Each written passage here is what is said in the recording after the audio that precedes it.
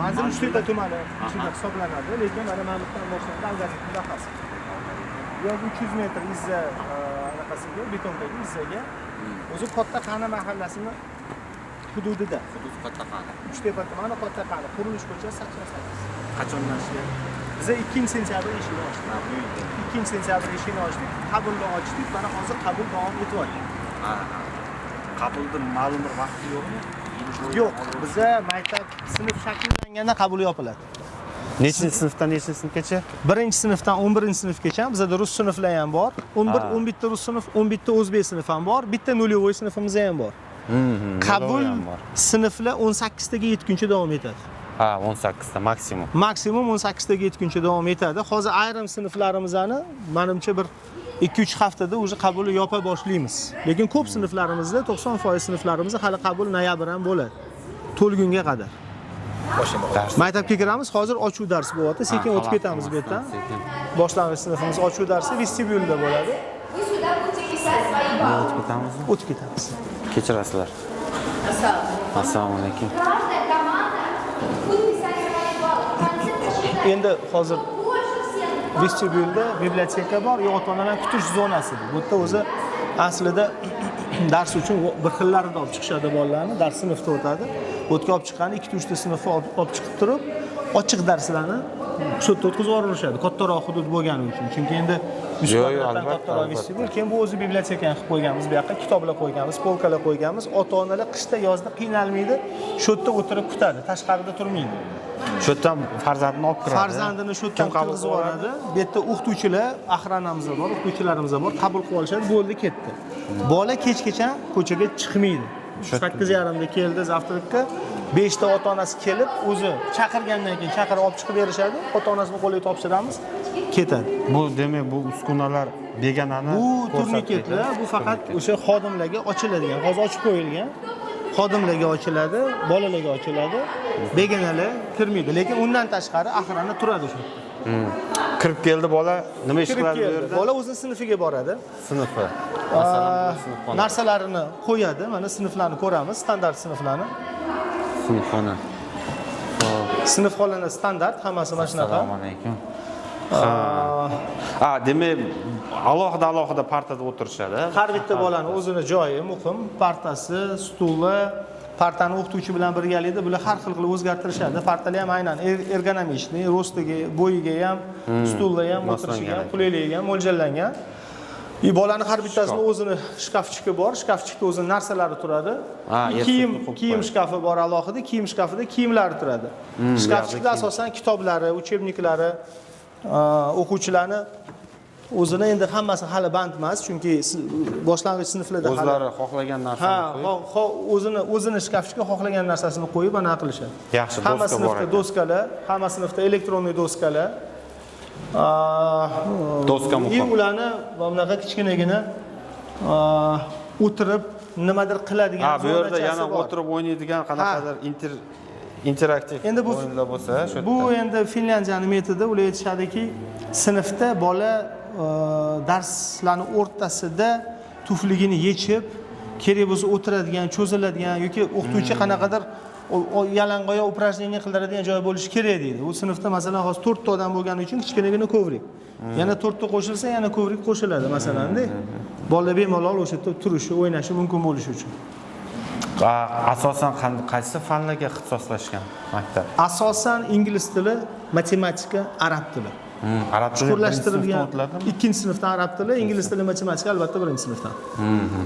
Bundan shunda 4 ta tilda dars beriladigan bo'lyapti-da, o'zimiz davlat shunaqa. Shunda xorijda. Shunaqa. Hamma sinflar standart. Hamma sinflar xuddi shu anaqada, xuddi shu tarzda jihozlangan. Mana oynalardan ko'rsa bo'ladi. Xo'p, demak, bola keldi, sinfxonasiga kirdi, keyin u yerdan chiqib nimaga boradi? Ovqatlanishga sinfxonasiga narsasini qo'yadi-da, kelib mana bu yerda qo'lini yuvadi. Albatta qo'l yuvadi. Qo'lini yuvadi. Qo'lini yuvgandan keyin oshxona zonasiga keladi.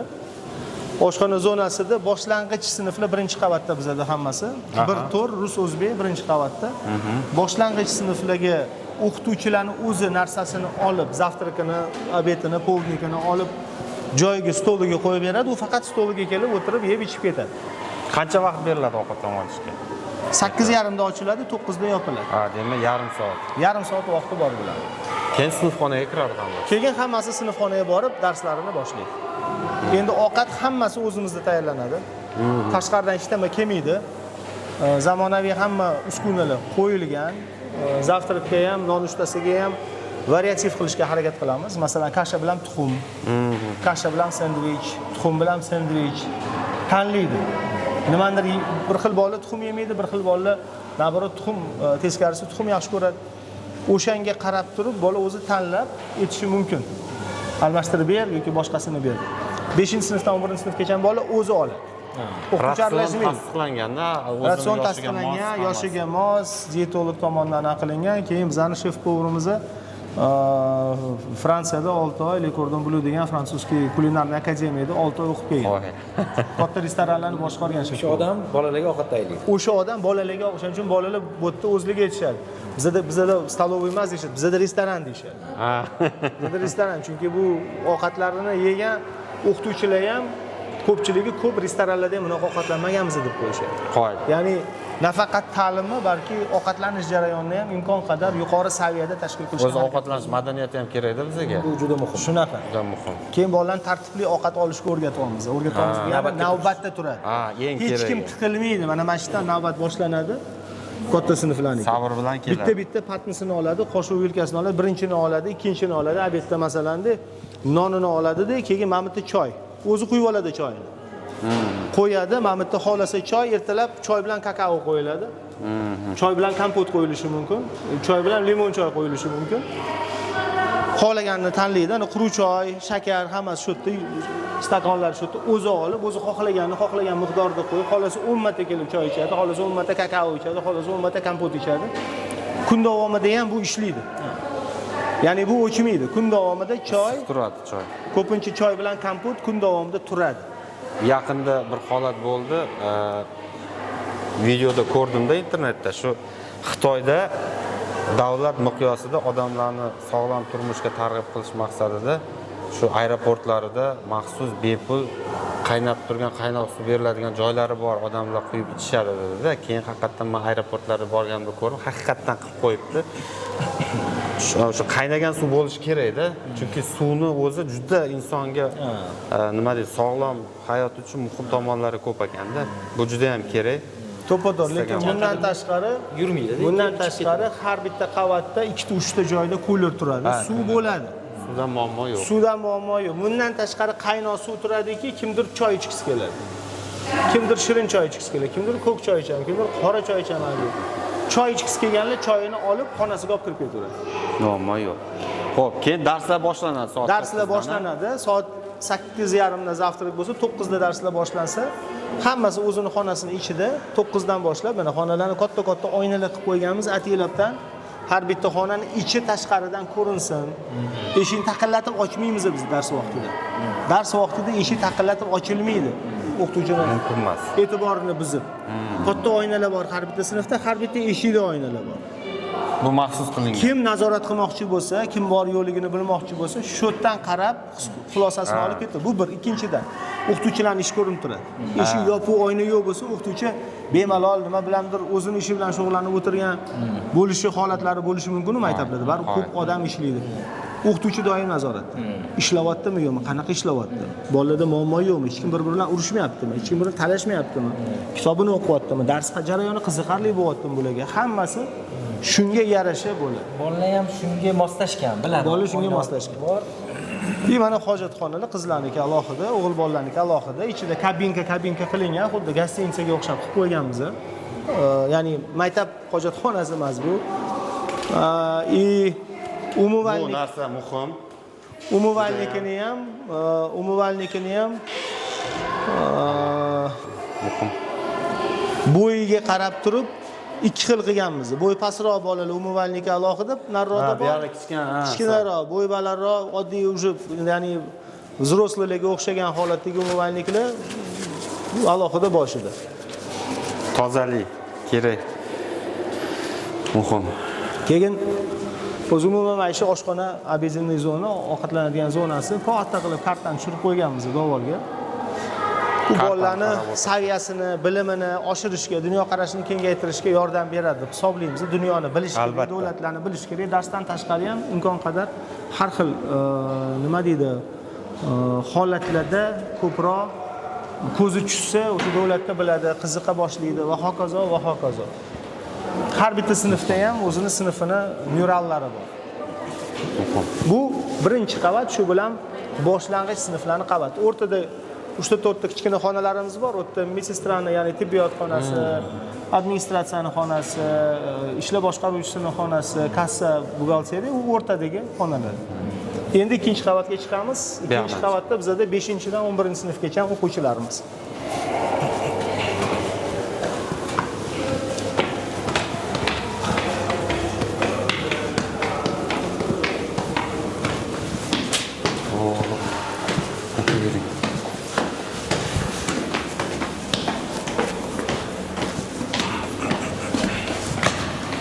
Bu o'rtadagi to'liq o'tiringlar. aktivniy zona desak bo'ladi. Hozir bu yerdan partalar, stullar doimiy ravishda turadi. Hozir olishgan, chunki boshqa tadbirga olib tushib ketishgan. Bu bayram bilan tabriklash. Bu kechagi 1-oktyabr kuniga qilingan bayramni shu yerda o'tgan ustozlarning rasmlarini bolalar o'zi chiqarib, o'zining kuratorlarini ilib, shu yerda tabriklashgan katta bayram bo'lgan. Hamma o'qituvchilarni tabriklab. Shunaqa. Zo'r. O'qituvchilar ham xursand. Bu yerda endi biz aktivniy zona deymiz, plus self study zone deymiz. Ya'ni aytganimdek, bu yerda partalar, stullar turadi, uni tadbirga olib tushib ketishgan. Doimiy ravishda parta, stullar turadi, bolalar gir aylanma polkalarimiz bor, badiiy adabiyotlar va qo'shimcha uchebniklarimiz. Olib o'qishadi, keyin o'zligini darsligini olib chiqib, shu yerda qilishligi mumkin. Sinfda o'tirgiligi kelmasa. Keyin bu yerda bolalar o'zini shaxmat darsimi bu yo? Bu shaxmat darsi. Shaxmatga ham o'rgatishyapti. Shaxmat ham dars sifatida bor. Qoyil. Programmaga kiritilgan dars sifatida o'rgatiladi. Ya'ni shunchaki shaxmat o'ynab o'tirishmaydi. Fikrlashga yordam beradi-da. Shunaqa. Endi nachalkada undan tashqari, shaxmatdan tashqari mentalniy aritmetika bor. Arab tili, ingliz tili, matematika tabiiy holatda. Ota-onalar bilan qanaqa yo'lga qo'yilgan muloqot tizimi? Ota-onalar bilan muloqot juda yaxshi. Ota-onalar deyarli har kuni qaysidir ota-ona kelib o'zini fikrlarini aytadi, takliflarini aytadi, lekin ular bilan asosan kuratorlar ishlaydi. Har bitta sinfi kuratori bor. Kurator asosiy ishi o'sha bola keldimi, kelmadimi? Kelmagan bo'lsa ota-onadan xabar oladi. Bolangiz kelmadi, nimaga? O'sha kechki payt bo'lishini ta'minlash, ya'ni nazorat qilish. Nima bilan shug'ullanyapti soat 5 gacha? Ertalab kelgandan keyin 5 gacha nima bilan shug'ullanyapti? Darsdami, darsda emasmi? Darsda qanaqa bo'lyapti? Qilyaptimi, qilmayaptimi? Keyin ertalab bizda sotuvchi telefonga yig'ishtirib yuboriladi. Ha, bu yerda demak. Yo'q, sotuvchi telefon foydalanilmaydi kun davomida. 8:30da kelganda yig'ishtirib yuboriladi, topshirib kiradi. 5 da qo'liga qaytarib beramiz. Kurator telefoni ota-onalarda bor, Telegram gruppa bor. Ota-onalar kuratorga telefon qiladi yoki gruppaga yozadi. Kerak bo'lsa bolani bog'lab beradi. Tushunarli. Va bu o'sha yuqori sinflarimizning xonalari. Ular hammasi dars jarayonlari ketayotgan xonalar. Bu yerda masalan tarix darsi ketyapti. Hozir bemalol oynadan ko'rishingiz mumkin, lekin darsni bilmaymiz. Faqat kuzatish mumkin. Ha, kuzatishimiz mumkin. Aytganimdek, biblioteka jahon adabiyoti, milliy adabiyot o'qiganmiz shuni. Jules Verne ham bor, Couper ham bor, tarixiylar ham bor. Men buni o'qib chiqqan. London ham deyarli eng taniqli va eng qiziqarli adabiyotlar hammasi o'zimizda ochiq holatda mavjud. Bolalar bemalol so'ramasdan registratsiya degan narsa yo'q. Oladi, foydalanadi bemalol. Men qo'yib qo'yish kerak. Student Union degan yozuv ko'zimcha o'tdi. Student Union degan yozuv hozir Student Unionga, ya'ni talabalar uyushmasiga saylov e'lon qilganmiz. Hozir talabalar, o'quvchilar o'zini nomzodini ko'rsatishyapti. Bugun nomzod ko'rsatish jarayonini muhokama qilganmiz. Biz bularni mana shu siyosiy jarayonga tayyor bo'lish uchun saylov jarayonini tanishtiryapmiz. Hozir bular predvyborniy platforma qiladi. Nomzodini ko'rsatyapganlar. Hozir kamida 3 ta nomzod bo'ladi. Har bittasi o'zi saylovoldi platformasini qiladi. Nima bilan bolalarni bular qiziqtira olishini ko'rsatadi. va oktyabr o'rtasida biz prezident saylovini o'tkazamiz. Maktab prezidentini saylovini. Keyin hisobot ham berib turadi U keyin vaqti bilan emas, bir oyda bir marta talabalar ittifoqi yig'ilishi bo'ladi. Uyushmasi yig'ilishi bo'ladi. O'sha yig'ilishda bir oyda qilgan ishini hisobotini beradi. O'sha talabalar uyushmasining yo'nalishlari bor. Bitta yo'nalishi bu xayriya yo'nalishi. Bular ota-onalardan yarmarkalar o'tkazib, pul yig'ib turib, atrofdagi mahalladagi kam ta'minlangan oilalarga moddiy yordam ko'rsatish taklifi bilan o'zligi chiqishgan. Ekologiya yo'nalishi bor. U yerda guruh yig'ilgandan keyin biz mana iltimos qilamiz, ekologiya vazirliginimi, tuman hokimliginimi qanaqadir aksiyalar bo'lsa, daraxt ekish, aytaylik hududni tozalash aksiyalari bo'lsa, chaqirishsa biz talabalarimiz bilan boramiz. Bundan tashqari bular o'zligi tanlaydigan yo'nalishlarni klublarni, masalan, shaxmat klubi bor. Bundan tashqari biz ingliz tilida kitob va debat klubini ochdik. Kitob va debat klubi bu unikal narsa, uncha universitetlarda ham yo'q. Bizda hozir o'zimizdan chiqqan o'quvchilarimizdan bittasi diplomatiyada grant 3-kursda o'qiydigan yigitimiz bor.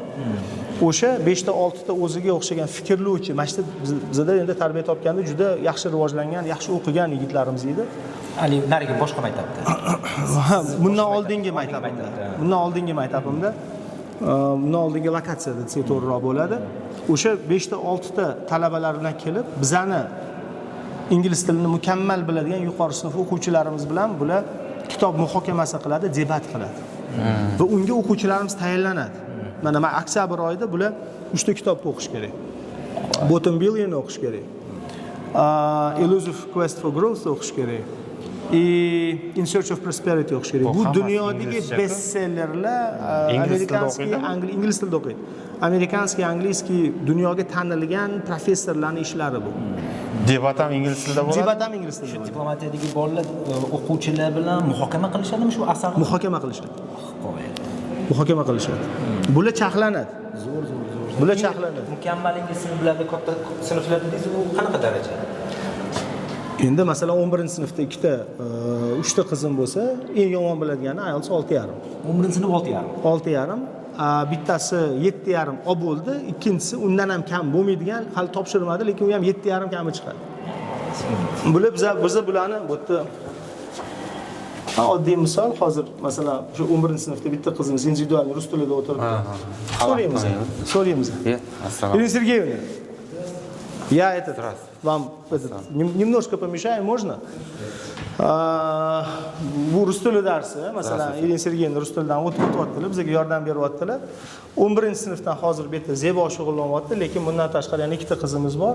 Prosta men nimaga kirdim? Men Zebodan misol uchun sizlarga ko'rsatish uchun so'ramoqchiman, nima fikr etadi. O'sha masalan, knижный klub to'g'risida. Ingliz tilini yaxshi biladi, matematika tayyorlanyapti, SATga tayyorlanyapti. Xudo xolasa yaxshi universitetlarga hujjat topshiramiz. Zebo, can we just talk for a second? Sure? Don't hesitate, please. What do you think about the book club that we had last week? I think the book club will improve our social skills, our communication skills, our worldview, and for our resume, of course. Currently, we're chose topic about economics, economic-related and politics-related stuff. Specifically, we're learning about poor countries and how it affects the world around us. So yeah. Did you choose any book? Yes. Which one? I've already choose one. It's already also related to. It's Elusive Quest for Growth. Yeah. It's Elusive Quest for Growth. Bu qisqa qilib aytadigan bo'lsam, William Easterlyning kitobi. Bu xalqaro moliya tashkilotlarining maslahati hammasi ham doim ham to'g'ri bo'lavermaydini isbotlashga qaratilgan. Ya'ni Jahon banki, xalqaro moliya korporatsiyasi, xalqaro monetar jamg'armasi IMF doim ham rivojlanayotgan davlatlarga to'g'ri maslahat bermaganda, ularning qilgan xatolarini ochib berib, qaysi davlatlarning inqiroziga olib kelgan holatlarni ochib bergan kitob. Shuni 11-sinf qizim o'qimoqchi va shu orqali o'sha book clubda debatda qatnashmoqchi. Qachon bo'ladi debat? har hafta bir marta o'tkazamiz. Bular hozir tayyorlanyapti. Bular o'qib olgandan keyin mashq hafta ham shanba kuni bo'ladi. Ochiqmi hamma? Ochiq, hammaga ochiq. Hammaga ochiq. Sekin-sekin bular уже endi boshladi. Bular har bittasi o'quvchilarim kitob tanlagan. O'sha kitobni bular 2-3 haftaning ichida o'qib, taxminan fikrga keladi. Keyin o'sha diplomatiyan talabalar bilan birgalikda muhokama qilishadi. Shunaqa. Thank you very much. Have a good day. You too. Денис Сергеевич, спасибо большое.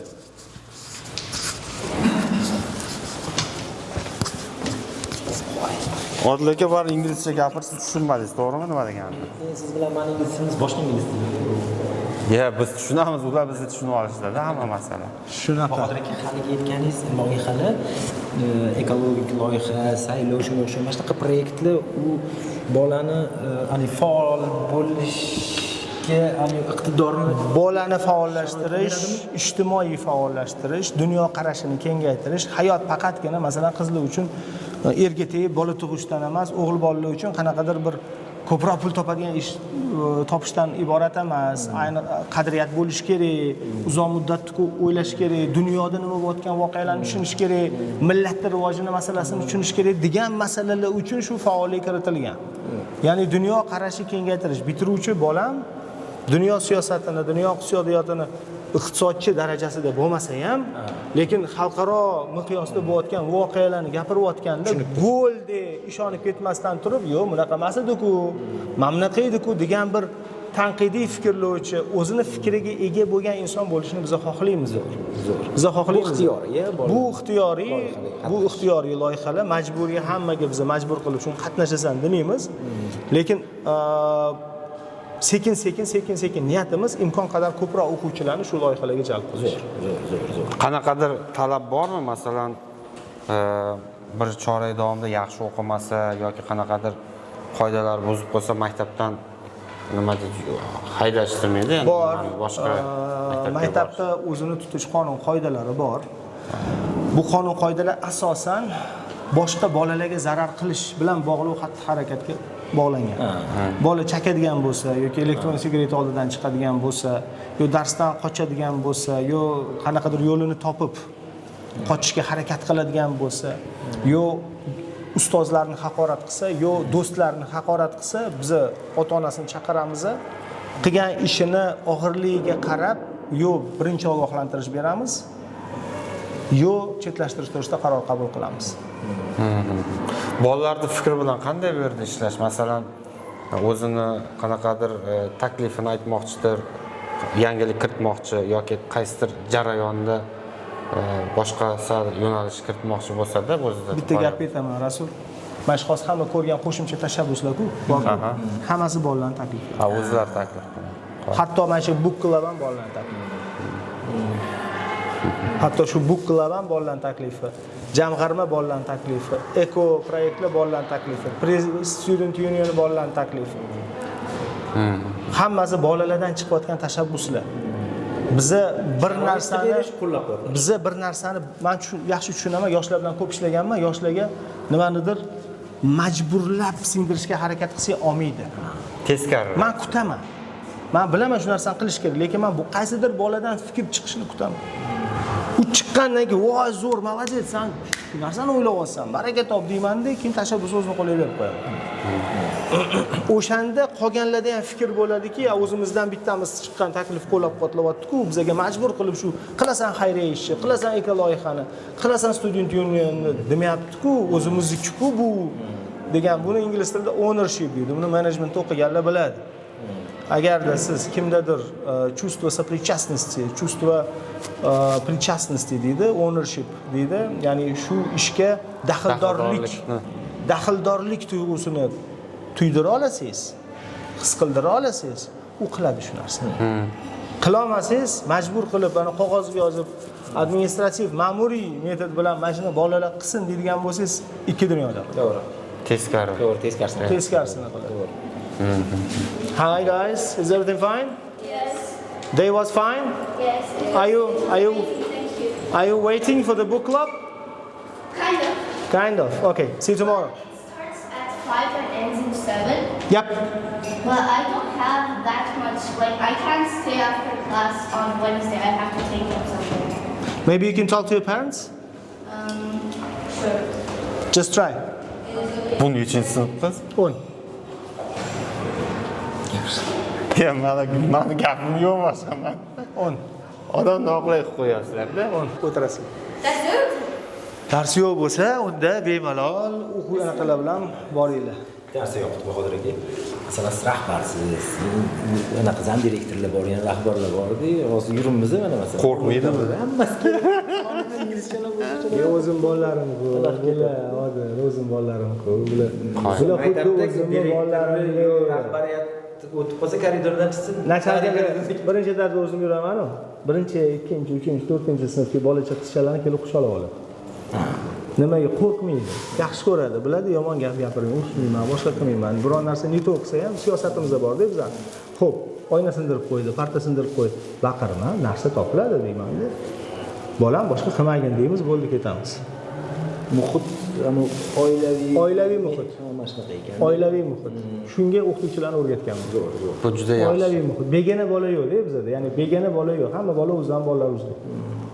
Begona bola. Shuning uchun bola bemalol keladi, taklifini aytadi, undoq qilaylik, bundoq qilaylik. Qanaqa bo'lsa ham. Isming nima? Muhammad Amin. Muhammad Amin.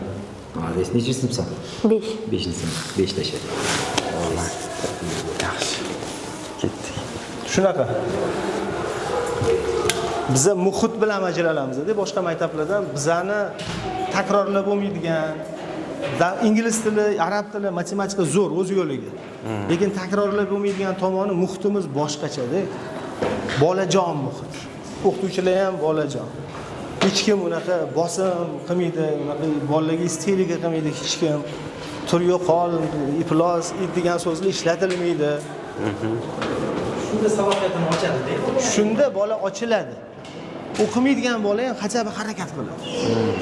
O'qimaydigan bola ham hajab harakat qiladi. Bemalol yugurib yuradi, xohlaganda o'zini erkin his qiladi uyida. Siqilib qolmaydi-da. Siqilib qolmaydi. Telefonlarni topshiradigan joyi pastdami bularni hammasi? Telefon kuratorligi qilib oladi. Zam direktor xonasiga qo'yib qo'yadi. Уже qo'lligiga berildi, chunki ketyapti bular hammasi. Telefon qaytarildi hammasi. Bola. Qani? Yuring. Mehmonlar birinchi. Ay. Bolam. Bu ham qaysidir o'qituvchining xonasi? Qanaqadir sinfxonami bu ham? Bu qo'shimcha xona. Sinflar bizda bo'linib o'tadigan holat ko'p bo'ladi. Ingliz tili bo'linadi, matematikada bo'linadi. 6 ta ekanda. 3-4 ta bolali gruppalar shu yoqqa kiraveradi. Ha, katta. O'zi standart sinflar, hammasi 50 kvadratli sinflar, u yerda bemalol 20 tagacha bola o'tirishi mumkin. Bu qo'shimcha darslar uchun xonalar, keyin mustaqil shug'ullanuvchilar shu yoqqa olib chiqishadi. Kimnidir darsidan olib chiqib ketadi, o'qituvchisi orqada qolib ketayotgan bo'lsa, nimadir fanni. O'tirib individual ishlaydigan joyi shu. Bu dars metodlari, keyin umuman bu yerda maktabda ta'lim jarayonini tashkil qilishi qaysidir mamlakatdan olganmisizlar? Qanaqa Endi qayerdan oldingiz? Rasul aka men o'zi magistraturani Buyuk Britaniyada o'qiganman-da. 98-yilda o'qiganman. Top 500 taga kiradigan universitetda. Dunyoda. Keyin postdoktoral qilganman Amerikada Yale universitetida. Dunyoda top 10 taga kiradi. Bundan tashqari men ta'lim tizimi bilan ko'p ishlaganman. Finlyandiya modelini o'rganganman. Finlyandiyada ekspertlarim bor, meni tanish ekspertlari maslahatlashib turadigan. Kelganda O'zbekiston konferensiyaga kelsa, bizning oldimga kelishadi. Finlar. Hozir ham bittasi o'sha fin ekspertim yozibdi. Bitta kollegam bor, magistraturani bitirdi. Chet elda bir yil ishlamoqchi ekan. Chaqirasanmi dedi. Mana shu hafta shu bilan gaplashishim kerak. Agar O'zbekistonga kelsang, men seni olaman, maktabimda yurib turasan, bir yil ko'rasan O'zbekistonda maktabni deb. Fin, toza finlar. Aytmoqchimanki, u anu Finlyandiyaga borib qolgan qanaqadir boshqa davlat vakillari emas. Janubiy Koreyada bo'lganman, u yerda ko'rganman ta'lim tizimini. Tabiiy Angliyada bir necha marta bo'lganman, maktablarga kirib chiqqanman, xususiy maktablarga kirib chiqqanman. Amerikada yashaganman. U yerda maktablarni, bog'chalarini ko'rganman universitetlardan tashqari. Xitoyga borganman, Xitoyda ko'rganman, Malayziyada bo'lganman, u yerda ko'rganman, Hindistonda bo'lganman, u yerda ko'rganman. Fransiyada bo'lganman, u yerda ko'rganman. Aytmoqchimanki, dunyodagi ta'lim tizimi to'g'risida meni ancha yaxshi fikrim shakllanib bo'lgan. Shakllanib bo'lgan. Turli tizimlardan o'shaning uchun doim aytadigan gapim, O'zbekistonga bitta modelni olib shuni qo'llab bo'lmaydi, chunki bizning xususiyatimiz bor. Shunaqa. Kerakli, foyda beradigan, samara beradigan elementlarni olish kerak. Qolganini olish kerak emas, shart emas deyman. Masalan, finskiy model bilan aziyatskiy model, o'sha Xitoy, Koreya, Singapur modelini juda katta farqi bor-da. Bizda men kulgim qistaydi, bir necha yil oldin finskiy model deyishdi, keyin singapurskiy model deyishdi. Bu bir-biriga uzoqroq bo'lgan modellar-da, yonma-yon modellar emas. Finskiy model bu erkinlik. Bu bolaga ko'proq o'zi bilan o'zi shug'ullanishga vaqt berish va bu o'ta darajada yuqori o'qituvchilar malakasiga tayangan model. Finskiy modelda o'qituvchilarning malakasi ключевой faktor. O'shaning uchun Finlyandiyadagi maktablarning o'qituvchilarining ichida 30% dan ko'pi doktor naukalar. Maktabda doktor naukalar 30% dan ko'proq. Qolgan hammasi magistratura bo'lmasa bera olmaydi. Doktor nauka. Finlyandiyada ta'lim tizimida, oliy ta'lim tizimida pedagogik universitetlarning saviyasi, salohiyati eng yuqori. Mana bizda bolalar yuridiskiga, diplomatiyaga intiladigan bo'lsa, o'ta pedagogiskiga intilishadi. Shunaqa qilib davlat siyosatini shunaqa qilib qo'ygan. Uni ijtimoiy himoyasini, oilalar darajasini hammasini inobatga olib shunga kelgan. O'shaning uchun finskiy modelda kamroq soat o'qiydi. Kamroq soat deganim singapurskiydan kamroq soat o'qiydi. 6 ta dars o'rtacha olsak 5 ta 6 ta dars kuniga o'qiydi deb aytadi. Lekin o'sha bilimni oladi. Nima orqali? O'qituvchilar malakasi orqali, mustaqil shug'ullanishga undov va o'rgatish orqali va bolalarni mustaqil o'qishi uchun sharoit yaratish orqali.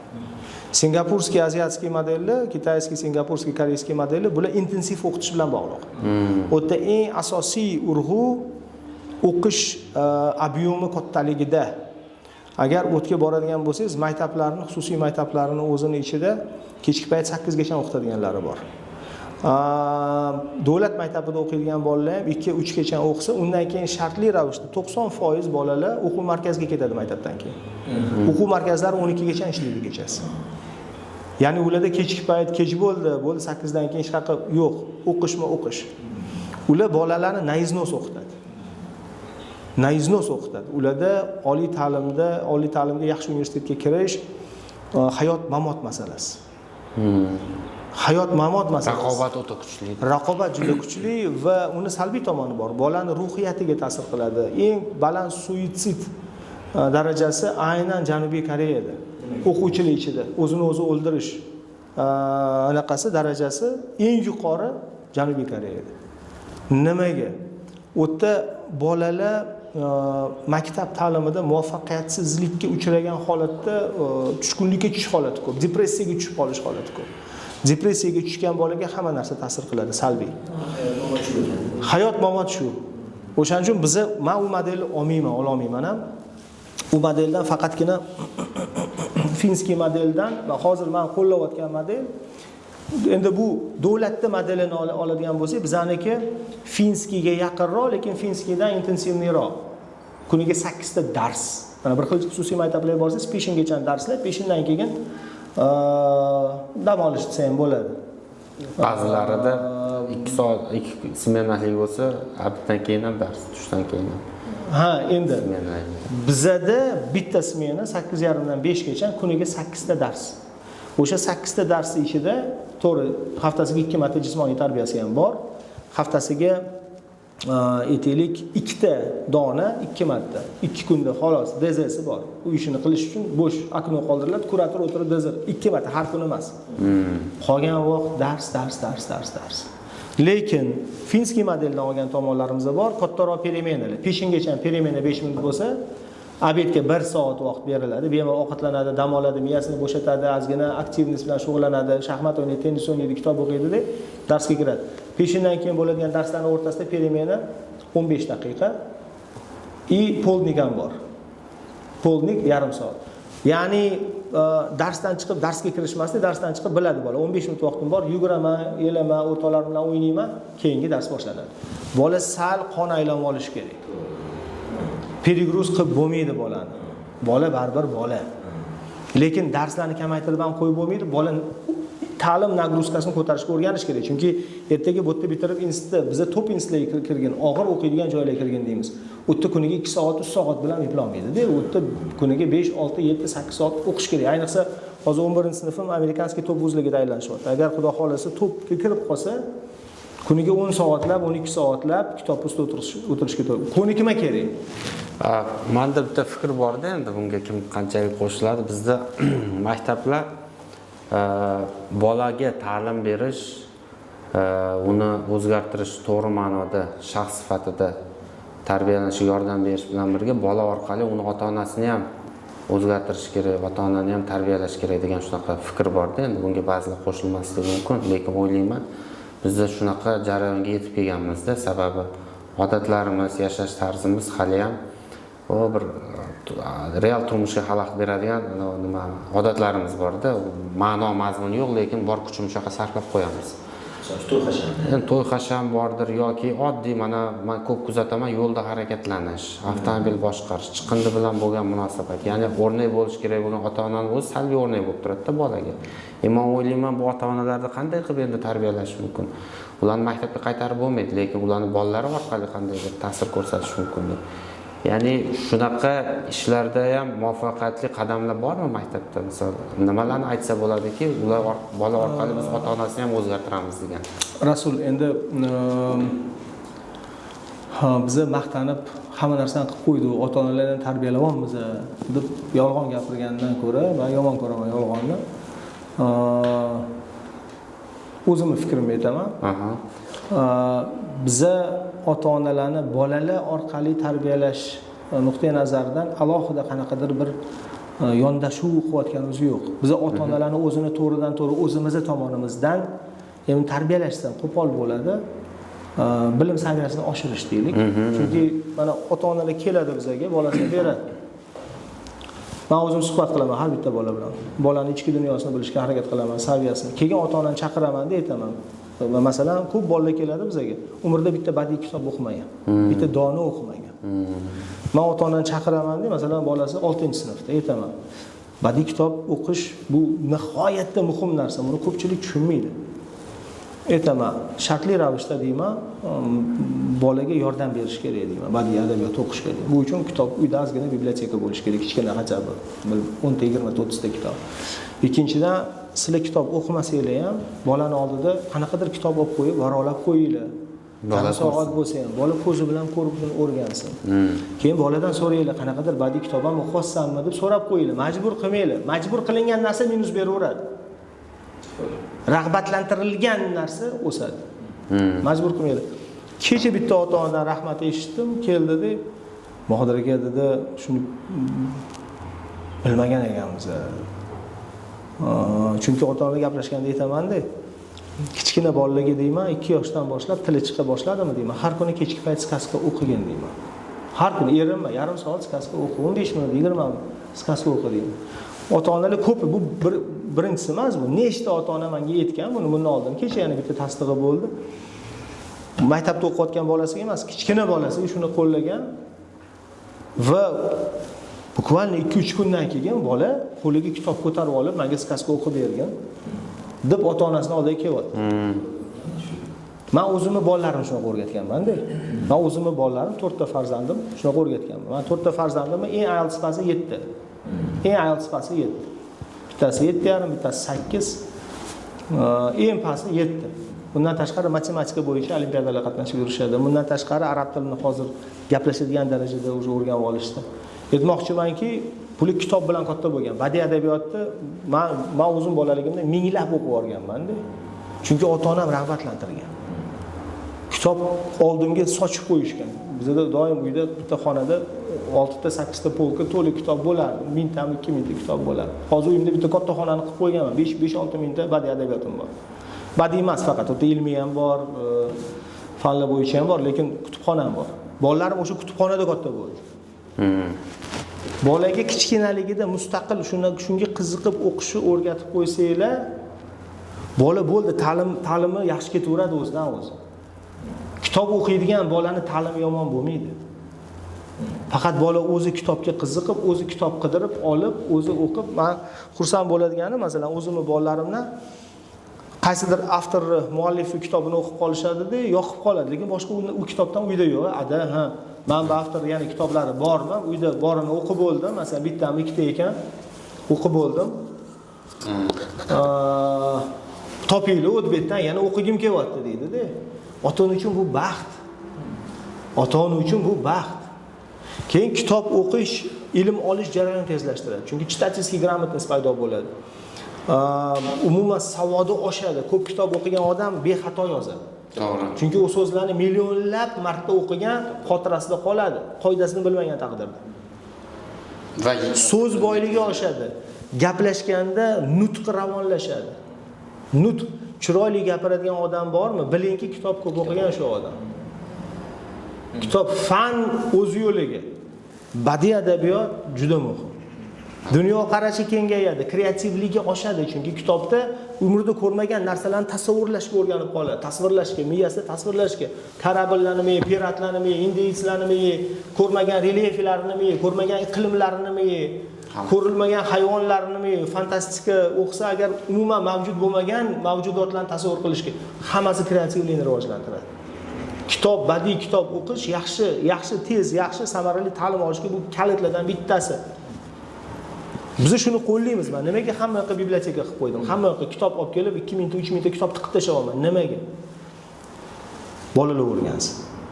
Bitta o'qisin. Va keyingi oy chitательский konkurs e'lon qilaman. Kitob o'qish konkursini e'lon qilaman. Dekabr boshida keyin rag'batlantiraman. Bir oyda o'qigan. U ingliz tili knижный klubdan tashqari rus o'zbek tilida adabiyotga chitательский konkurs bo'ladi. Hozir o'zida qiziquvchi bolalar paydo bo'ldi. O'zi men hozir taxminan bilaman. Har bitta sinfda bittadan ikkitadan bolani ko'ryapman, qo'lida kitob ko'tarib yuribdi. Mana shu biblioteka kitoblari. Bularga qarab qolganlar ham qiziqadi degan umid bor. Bahodir aka, men endi qiyoslashga yoshim yo'l qo'yadi. Ilgari, misol uchun 10 yil, 15 yil oldin u darajada massiv, butun O'zbekiston nuqtai nazaridan aytyapman, o'qishga katta urg'u emas edi bolalarni. Mana hozirgi oxirgi yillarda hamma bolalar o'qisin, yaxshi maktablarda o'qisin, repetitorga borsin, bilim olsin, ingliz tilini o'rgansin, va hokazo degan tendensiya bor. Bu zo'r. Lekin Rasul akaning gapiga qo'shilaman. Ota-onalar ham hozir o'qigin, ko'pchilik aksariyat o'qi deydi, lekin nimani o'qishni tavsiya qilish, qanday o'qishni tavsiya qilish mana hozir siz aytyapsiz-da.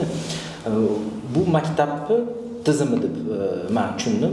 O'zi umuman maktablarning strategiyasi qanaqa, masalan, istiqboldagi 5 yili, 10 yili oddiy biznes nazarda qaraysizlarmi yoki rejalar bormi? Birinchi ota-onalar bilan ishlash masalasiga bitta oxirgi qo'shimchani qilmoqchiman. Biz ota-onalarni bolalar orqali emas, to'g'ridan-to'g'ri o'zimiz saviyasini oshirishga harakat qilishda davom etamiz. Ota-onalar bilan biz ishlaymiz, tushuntiramiz. Bolani ta'lim olish yo'llari qaysi birlari to'g'riroq va natijaga tezroq olib borishligini tushuntiramiz. Shu orqali ota-onalarda tushunchani paydo qilyapmiz. Xudoga shukr, xudoga shukr. Endi uzoq muddatli strategiya oladigan bo'lsak, biz ta'limchimiz-da, bu maktab ochgan ikki kishimiz, biz ta'limchimiz. Bizaga bu maktabdan o'zimizga qo'ygan KPI'imiz yiliga buncha pul topish emas. Bizani o'zi qora qozonimiz kichkina miqdordagi mablag' bilan qaynab kelganda, biz unaqa katta xarajat qilib yurgan odam emasmiz.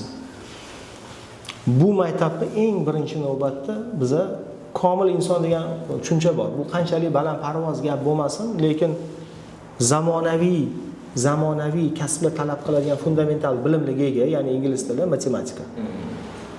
Ingliz tili, matematika. Dunyo qarashi keng, ya'ni tarix, arab tili, geografiya. Tanqidiy fikrlovchi bu knижный klublar, chitательский klublar, bu talabalar bilan bevosita administratsiya ham o'qituvchilar ham masofasi yaqinligi. Ya'ni bular biz bilan to'g'ridan to'g'ri bemalol muloqot qila olish. Mana maktabda yurdinglar, bolalar bizdan qo'rqmaydi. Shunaqa. Xohlagan vaqtda kelib to'xtatib, men direktorman. To'xtatib, "Voqadir aka, ha, mana bu narsani qilsa bo'lmaydimi?" deydi. Menga bu yoqadi. Nimaga? Bolada tashabbus paydo bo'lyapti. Va shu tashabbuskorligini biz qo'llab-quvvatlaymiz. Xuddi shu Student Union, ya'ni talabalar ittifoqi ilgari Komolotda yetakchilar boshlang'ich tashkiloti bo'lardi, zo'r narsa edi u ham. Endi buni nomi hozir talabalar uyushmasi bo'ladi. O'quvchilar talabalar uyushmasi bo'ladi. Bolalarning tashabbuslarini qo'llab-quvvatlash. Maqsad O'zbekistonda emas, dunyo maydonida raqobat qila oladigan yoshlarni tarbiyalash. O'zbekistonda raqobat qila oladigan, oddiy institutga kira oladigan bu hammani qo'ldan keladi. Ochig'ida, to'tiqushda ingliz tili bilan matematikani yodlatib qo'y, bo'ldi, yetadi shu narsa. Ochiq. Lekin bizga ingliz tilida gapira oladigan to'tiqushlarni tarbiyalamaymiz-da. Biz insonlarni tarbiyalashga harakat qilamiz.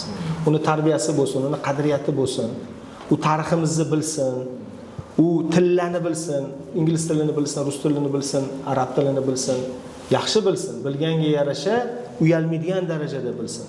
Matematik bazasi yaxshi bo'lsin, turli badiiy kitoblarni o'qigan bo'lsin, turli ilmiy ommabop kitoblarni o'qigan bo'lsin, dunyodagi voqealarni tushunsin. Birlashgan Millatlar Tashkiloti nima, uni nima mexanizmlari bor, u yordam berayotgan tashkilotmi, yo'qmi?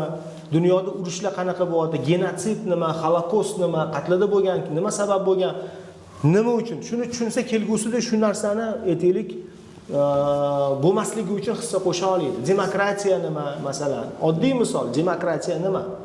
Demokratiya yaxshimi, yomonmi? Masalan-da, bu ham bolalar tushunish kerak. Saylov nima? Uni qanaqa ishtirok etish kerak? Saylov nima beradi bizga? Biz deputatlardan nimani talab qilishimiz kerak?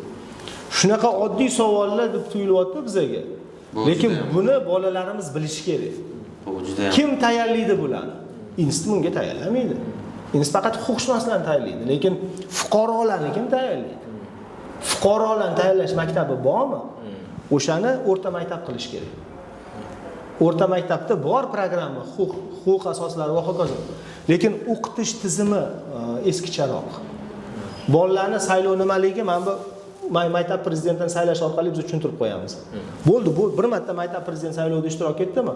Bola tushundi nimaligini, saylov. Alternativ saylov nima? Masalan, bez alternativ saylov nima? Saylov komissiyasining ishi nima? Shaffoflikni qanaqa ta'minlaydi masalan? Saylov komissiyasi nima uchun qilinadi? Saylov komissiya tuzamiz. Nima uchun saylov komissiyasi qanday shaffoflikni ta'minlash kerak? Ochiq ovoz berish, yopiq ovoz berish. Bolalar tushunish kerak bu narsani. U hayotga tayyor bo'lib chiqish kerak va ertaga Xudo xolasa bizning o'quvchilarimiz Garvardga, Yelga, Oksfordga, Kembridjga borib qoladigan bo'lsa, dunyoni boshqa chekkalaridan kelgan talabalardan saviyasi yuqori bo'lishi kerak. Maqsad uzoq muddatli maqsad shu. Uzoq muddatli maqsad bilimli, saviyali, qadriyatli, komil insonlarni tarbiyalash. yaxshi. Nimadan energiya olasizlar bu Qodir aka? Bolalardan. Qanaqa? Voy, Odiljon. Bolalarni bitta muvaffaqiyat. Mana aytaylik, qaysidir o'quvchi bilan ingliz tilida gaplasha olishimni men 3 yil, 4 yil kutaman, 0 dan kelganda. Va u bilan gaplashayotgan vaqt. Va u bilan gaplashayotgan vaqtda men maza qilaman. Nimaga? Bu 3 yillik, 4 yillik mehnatning natijasi. Qaysidir o'quvchim o'zini tashabbusini ko'rsatib, xayriya fondini qilaylik, Bahodir aka, atrofdagi mahalladagi kam ta'minlanganlarga yordam beraylik desa men maza qilaman. Nimaga? Bunda o'zi qadriyat bor. Bu boshqa odamlarni o'ylayapti, g'amini yeyapti. Bu faqatgina keldim, yedim, ichdim, maza qilib o'qidim, ketdim emas. Atrofimizda kambag'allar qanaqa yashayapti deb o'ylayapti. Ularga yordam bera olamanmi, yo'qmi deb o'ylayapti. Bu qadriyatni singdirish orqali-da. O'sha qadriyatlarning aksini ko'rganda biz energiya olamiz. O'sha bilimlarni yuzaga chiqqanda ko'rganimizda biz energiya olamiz. O'sha oddiy koridorda ikki og'iz gaplashganda bu toza sof ingliz tilida bizga javob bersa yoki savol bersa, biz shundan energiya olamiz. Shundan maza qilamiz biz. Charchov qachon bilinadi? Uyga borib tufli yechgandan keyin charchov bilinadi. Ungacha bilinmaydi. Ungacha chunki o'zim ham dars beraman, o'zim ham bolalar bilan ishlayman-da. Ingliz tilida. Ingliz tilida beraman. Ingliz tilida beraman, yuqori sinflar bilan ingliz tilida o'sha debatniy klubda o'tiraman, bu klubda ingliz tilida dars beraman, muhokamalarda ishtirok etaman.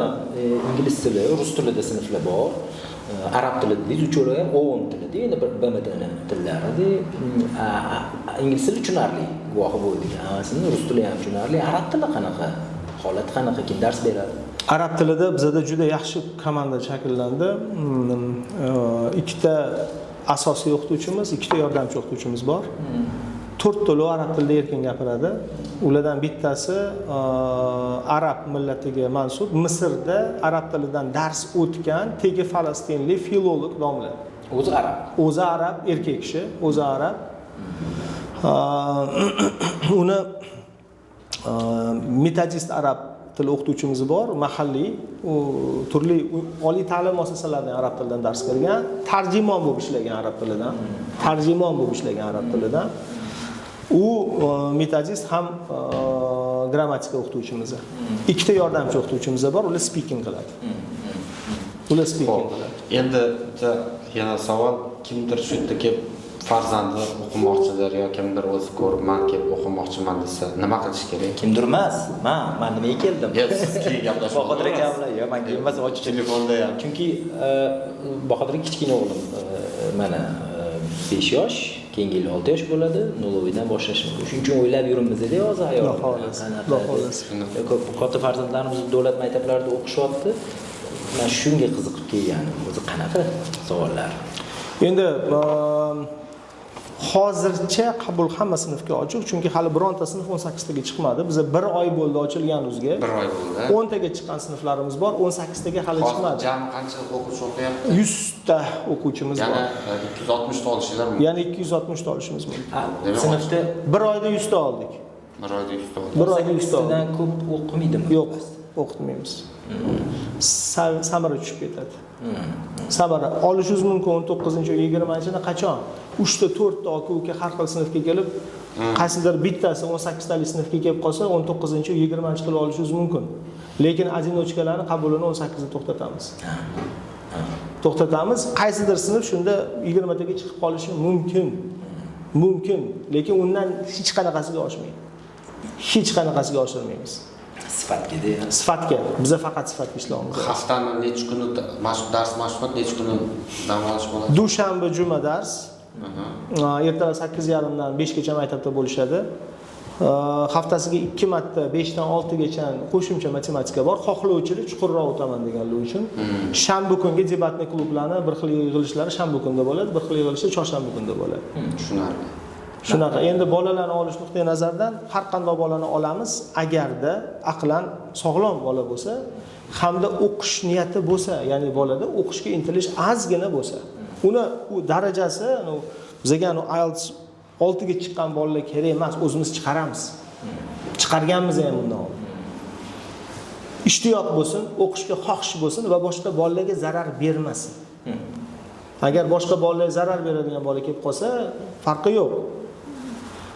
Sigaret sotish orqalimi, bu juda ommalashgan davlat maktablarida ham, bir xil частный maktablarda ham yuqori sinflarning o'rtasida elektron sigaretlar aylanib mana shunaqalar ommalashib ketgan. Biz juda jo'stga qaraymiz. Bitta shunaqa vaziyat bo'ldimi, chetlashtiramiz. Bitta vaziyat shunaqa bo'ldimi, chetlashtiramiz. O'zi menimcha mana shunaqa muhitga tushsa, aytganingizdek ozgina ta'lim o'qishga qiziqsa, kirishib ketadi, menimcha. Kirishib ketadi. Bahodir aka, narx-navosi qanaqa? Narx-navosi hozir yangi ochilganligi uchun biza maktabga to'ldirib olgunimizcha, ya'ni 50% dan oshgunimizcha 4 million oyiga belgilaganmiz. Oyiga 4 million. Shu 4 millionga biz restorandan ovqat, hamma ta'lim dasturlari qo'shimcha pul to'lanmaydi, qo'shimcha xarajat bo'lmaydi, faqat olib kelib bersanglar bo'ldi, bolangizni ertalab, kechki payt olib ketasizlar. Oyiga 4 million. Shu 9 oy o'qiydimi yo? 9 oy o'qiydi. Yozgi dasturlar qilamiz. Yozgi rejalarimiz bor. Yozgi hozirdan rejani boshladik. Bitta smena qilib qaysidir lagerga arendaga olib hamma o'quvchimizni lagerga olib chiqmoqchimiz, yaxshi lager o'zimiz tashkil qilmoqchimiz. Ya'ni tarbiyachi begonalarning qo'lida emas, o'zimizning o'qituvchilar bilan, chunki tajribamiz bor, qilganmiz ilgari bu narsani. Yozgi tayyorlov dasturi bo'ladi. Yozda alohida milliy sertifikatga tayyorlov dasturlari ishlaydi. Ingliz tili, arab tili kurslari ishlaydi. Lekin ular hammasi ixtiyoriy. Kim xohlasa yangi kelganlarga tavsiya qilamiz. Qolganlarga yetib olishi uchun yozga borsang yaxshi deb aytamiz. Lekin majburiy emas. Majburiy 9 oy, sentabr, may. Bolalar qizlar foiziga qanaqa Bahodir aka? Bugungi kunda qizlar sal ko'proq. 60 ga 40 bo'lsa kerak. Taxminan olsak 60% qizlar, 40% bolalar bo'lsa kerak. Endi hozir maktab hajmini qamrov 30%, 33% o'shyapti-da, 100 ga chiqdi. Vaqt ko'rsatadi. Endi bu buni aniq bilib bo'lmaydi. Bu ko'proq maktabni ota-onalar qanaqa maktab sifatida ko'rishiga bog'liq. Bir xil ota-onalar o'g'il bolalarga sportni ko'proq, sport anaqalari kuchliroq joylarga olib boraman, o'g'il bola bu deydi-da. Masalan, agar masalan intensivniy sport bilan shug'ullanish uchun berayotgan bo'lsa, unda bizga olib kelishdan katta ta'lim qismi, tarbiya qismi juda kerak bo'lmagan odam bizga olib kelmaydi. Bu bizga aslida kerak emas. Ta'lim bilan tarbiya ahamiyati yuqori bo'lgan odam bizga olib kelsa rozi bo'ladi. Bugungi kunga qadar o'qiyotgan bolalar ota-onalaridan hammasi xudoga shukr, hammasi rozi, xursand, qachon ko'rsa gaplashmasa, rahmat, yaxshi tashkil qilibsizlar, ta'limi, jarayoni, tarbiyasi, xursandmiz deb kelishyapti. Oxirgacha shunaqa darajada ushlamoqchimiz. Va bizning eng kuchli boshqalarga nisbatan kuchli tomonimiz bizda jamoa juda jips. Pedagoglar jamoa. Pedagoglar jamoasi juda jips jamoa va juda bolajon jamoa. Sinalgan jamoa. Ko'chadan olingan yangi odamlar emas. Biz bilan 4 yil ishlagan, birga ishlaganlarning ichida saralangan o'qituvchilar. Saralangan o'qituvchilar. Sakrab ketmaydigan boshqa joylarga ozgina yaqinroq uyimga yoki ozgina oilaga yuqoriroq sakrab ketmaydigan o'qituvchilar. Mana shu o'qituvchilar bundan oldingi lokatsiyadan bu yoqqa olib keldik. Biz bilan birga kelishdi. Uzoq joylardan keladi ko'plar. Shuni aytaman-da. Yangi O'zbekistondan keladigan uchta o'qituvchim bor. Nimaga keladi? Chunki jamoa chaqiradi bularni. Bular maza qilib ishlaydi, bu yerga kelib maza qilib xursand bo'lib ishlaydi. Ya'ni unaqa bir shu ishlab berishim kerak, pul olish uchun deb emas-da. Shu jamoa bilan bo'lishdan xursand bo'lib ishlaydi. Ularni kelgan xursandchiligi bolalar bilan ishlashda aks etadi. Jahli chiqqan, gap eshitgan, kelgan joy yoqmaydigan odam sinfga kirsa ham yuzidan bilib turadi-da.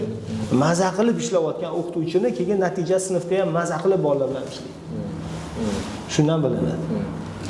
Endi bu proyekt bu yangi ochildi-yu, Algoritm School. Algoritm School. Nomi mazmun endi biz matematika, ingliz tili deganimiz uchun, asosan matematika, ingliz tili, arab tili deganimiz uchun ham algoritm dahasiga yaqin joylashganimiz uchun Algoritm School deb nomladik. Lekin o'zi ma'nosi juda to'g'ri keladigan chuqur. Algoritm bilamiz, Al-Xorazmiyni Yevropacha nomi. Algoritm Al-Xorazmiyning eng katta kashfiyotlaridan bittasi, matematik algoritm. O'shanga bizani mentalitetimizga ham, millatimizning g'ururiga ham, joylashgan maskanimizga ham har tomonlama to'g'ri keldi. O'shaning uchun biz Algoritm School deb nomladik va qisqacha qilib o'zimiz ichimizda o'zimizni A School deymiz. A School. A School. A bu eng yuqori baho A. Xorijiy ta'lim tizimlarida A bahosi, ularda 1 2 3 4 5 emas, sovet tizimiga o'xshab. A B C D D M pasi A M yuqorisi, a'lochisi degani, qizil diplomi degani A masalan.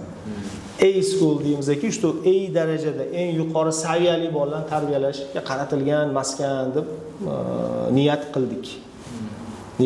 Keyin bizning juda yaxshi hamkorliklarimiz bor. Bizda xorijiy universitetlar bilan hamkorlik boshlangan. AQShda bir nechta universitet bilan hamkorligimiz bor. Mahalliy bir nechta universitet bilan hamkorligimiz bor. O'zbekistonda hozir oyoqqa turayotgan bir nechta yaxshi ta'lim dargohlar bor, masalan, xususiylarning ichida ham ular bilan ishlashni boshladik. Bizning talabalarni, o'quvchilarni olish bo'yicha, o'quvchilarimizga grant berish bo'yicha. Ya'ni bu yo'nalishda ham ma'lum bir darajada qilgan ishlarimiz bor.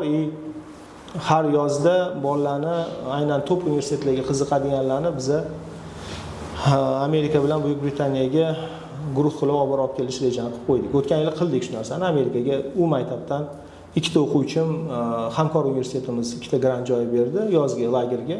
Yozgi lagerda bular tekinga borib yashab o'qib keldi. Maktab o'quvchisi. Maktab o'quvchi. Bitta 11-chi, bitta 10-sinf o'quvchilar. Endi ular ham 7,5 IELTS'li bolalarim.